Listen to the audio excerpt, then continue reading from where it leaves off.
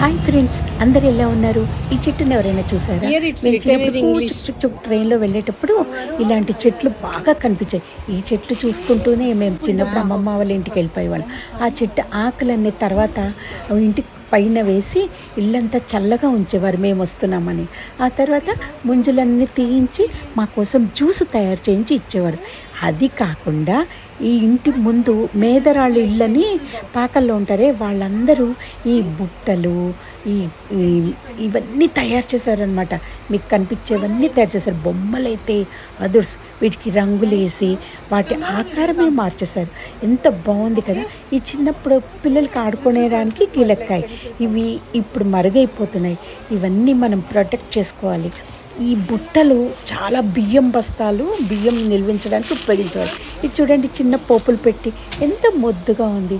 ఈ బియ్యం బస్తాలన్నీ బియ్యం ధాన్యం అంతా ఇంటికి వచ్చాక ఇందులో పోసి పెట్టేవారనమాట. అవే కాదు, ఇంకా మనకి మోడర్నిజం వచ్చిన కొద్దీ మనం రకరకాలుగా తయారు చేయడం మొదలు పెట్టేసాం.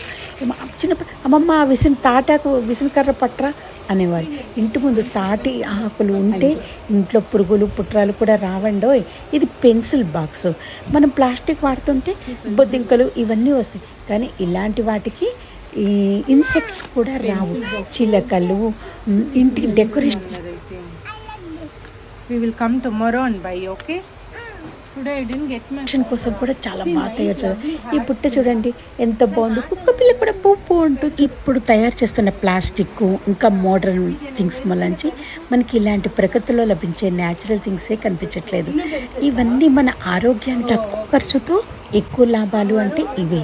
ఈ ఫ్లవర్స్ చూడడానికి ఎంత అందంగా ఉన్నాయి కదా! ఈ డబ్బా లాంటివి కూడా మన కిచెన్లో వాడేవారు అనమాట. ఈ షాపు చూడ్డానికి ఎంత కలర్ఫుల్గా సర్ప్రైజ్గా అట్రాక్షన్గా ఉంది కదా! ఇవన్నీ మనము ఇంట్లో వాడితే కూడా చాలా అందంగా ఉంటాయి. ఈ ఆకులతో తయారు చేసిన చేపల మీద గుళ్ళల్లో పులిహార కలుపుతారు. మీరందరూ ఒక లైక్ ఇచ్చుకొని సబ్స్క్రైబ్ చేసి షేర్ చేయండి. ఇంత మంచి వస్తువులు చూసి అందరికీ మీరు చూపించండి కూడా. I love you. బాయ్.